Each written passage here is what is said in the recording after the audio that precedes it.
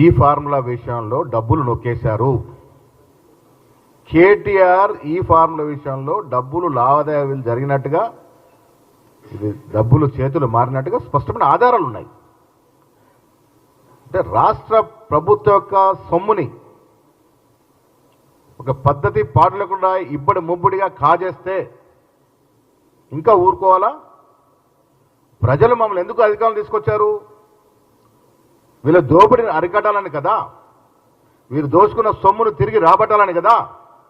మరి అలా సొమ్ము దోచుకొని బాజాప్తా దాంట్లో స్పష్టమైన తర్వాత కూడా చర్యలు ఉండకుంటే ప్రజలు మమ్మల్ని క్షమించారు కదా. ఈ ఫార్ములా రేస్ కార్యక్రమంలో కేటీఆర్ హస్తం ఉంది, ఆయనే ఒప్పుకున్నాడు.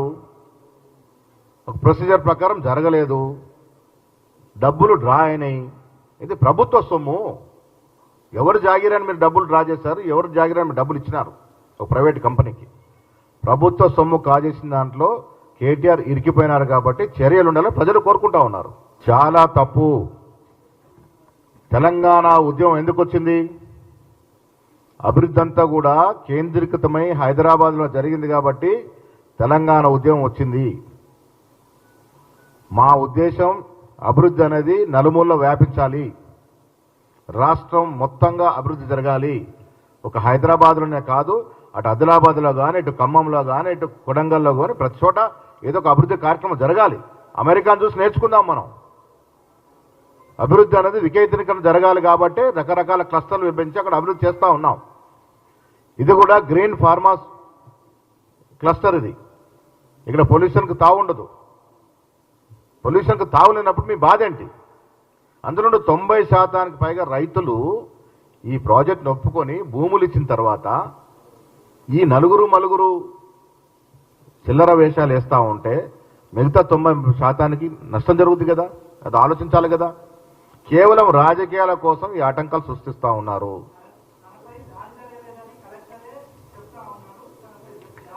వీడియోలో బాజాప్తా కనబడతా ఉంది. కలెక్టర్ని ఏ విధంగా తోశారు, ఏ విధంగా తోపులాట జరిగింది, ఏ విధంగా కారులో ఎక్కించినారు మనం చూస్తూ ఉన్నాము. వీడియోలు సాక్ష్యాలు కనబడతా ఉన్నాయి కదా. ఏది ఏమైనా అధికారుల మీద దాడులు జరగడం అనేది ఏమైనా చర్య. అది ఏ ప్రభుత్వంలో కానీ ఎవరు చేసినా తప్పే. అది ఎవరు ప్రోత్సహించినా, ఎవరు రెచ్చగొట్టినా అది తప్పే. పోలీస్ ఇన్వెస్టిగేషన్ ప్రకారం ఎవరు దోషులుగా తేలితే వారి మీద చర్యలు ఉంటాయి.